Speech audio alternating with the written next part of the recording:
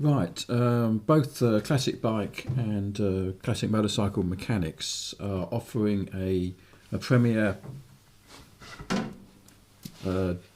Trophy Retro as a prize draw in one of their free draws. And I thought that as I'd only just recently bought one, I thought I'd do a short review on the crash helmet itself and what I think of it. First of all, a little bit of history about Premier. Premier actually started in California in 1956, but then in 1982 they moved a new factory in Italy, and then in 87 the company became fully owned. So now it's a fully owned Italian company. And in recent years what they've started to do is to produce the trophy range, which is replicating the crash helmets from the 1970s. And the Trophy Retro, which this one is a replica of the crash helmet that was worn by 8 times world champion Phil Reed, where he won the world championships in the 125, 250, 500 and Formula TT classes, as well as winning the Isle of Man TT 8 times. So the first thing you'll notice that as soon as you pick up one of these crash helmets is just how light it is. It's remarkably light. Weighs just over 1,200 grams, and in fact it is lighter than many of the open face crash helmets that I've got. And the reason for that is the material. This is what they call it on the back here. It's DCA, okay, and that is the Dyneema carbon aramidic fibre. A lot of those fibres you find in clothing, and then also plus epoxy resin. But those fibres plus the epoxy resin put together create a massively strong piece of kit, but that is very, very light. The quality of the crash helmet you can tell by these decals aren't just stuck on; they are actually impregnated within the shell of the body. So there's no sticky patches put on here. This is all part of the crash helmet itself. As far as safety is concerned, well, as you would expect, it passes the latest ECE 22-5 certification. And just to talk about that certification for a bit, that certification has been around for quite some time now, and it's due for an update.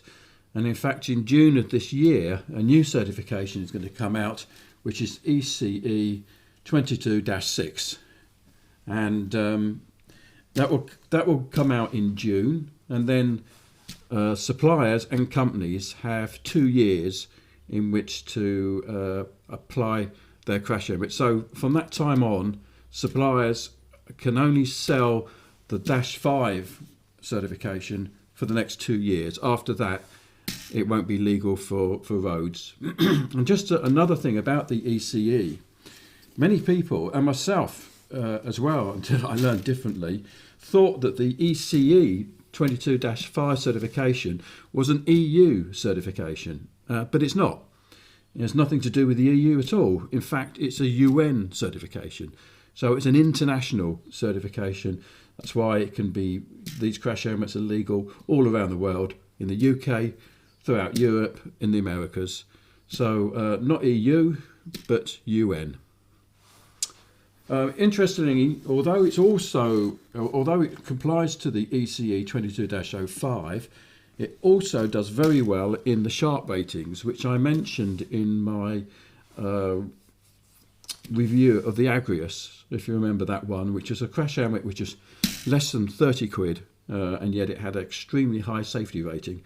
And the Sharp rating for the Premier is in fact 4 stars out of 5. And just going back to the new new certification, the EC 22-06, from what I understand, the tests they do will be more in liking with the Sharp crash helmet tests that are done. So you can see how, if you look at the Sharp in the first place, and it gives you a good recording with Sharp, then you'll know that it's a safe crash helmet. So I would say that this particular crash helmet won't have any difficulty in passing the ECE 22-06, which comes out in June.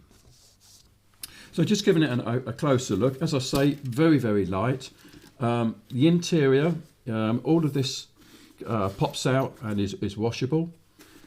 And you can see what I really liked about it is this distinct front bit where it just flattens off there, and also you can see that there's no vents at all. This is really in keeping with the crash helmets of the 1970s.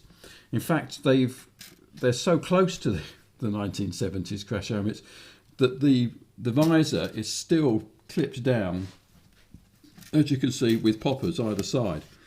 And having ridden it, I would say that is probably, for me, its weakest point. I don't understand why they decided to use poppers. Magnetic clips would have worked just as well and have been a lot more convenient. But they've chosen to retain the poppers. So you have to think twice about what you're doing, because what I found is that before you pulled away, you wanted to put your visor down, pop it off on the right hand side before you pulled away, and then as you're going along you can then obviously use your free left hand to pop the other side. But it is a bit awkward. Taking the visor off is straightforward enough. You just have an Allen key, an Allen bolt there, which you use an Allen key. But of course that does mean that you've got to have one of those with you if you want to take it off. It's nothing that you can just take off without any tools. You do need an Allen key. Sizes go from extra small to extra large. I've got a small head, and I always get into an extra small, but I found it very comfortable. A little bit of pressing on the cheeks here, but I think that, as you can see, there's lots of padding there, and what you'll find is that after a while that will soften up a little bit, and in fact, even after the first ride I had with the crash helmet, I noted that when I'd got back, it was already starting to ease up there on the cheeks. It's not the quietest of crash helmets. Because of its design, you can still hear quite a bit. I always wear earplugs myself, so it wasn't a problem. But I did note that it's not the quietest of crash helmets that are on the market. So there you are. I love it. I love the styling. It's not perfect, as I say. The visor, I think, could perhaps. I don't see why they need to go, stick so rigidly to the 1970s format. Why they couldn't have a better fixing connection there, I don't know, but that's what they've done. I can live with that. I love the crash helmet. I love the styling, the quality of it, and as I say, it is so light. It's just unbelievable. So anyway, that's my review of the Premier Trophy Retro, and if you've got any comments, just put them below. If you like my videos, please subscribe, and also click on the bell so that you're notified when new crash helmets come out. Okay, thanks very much.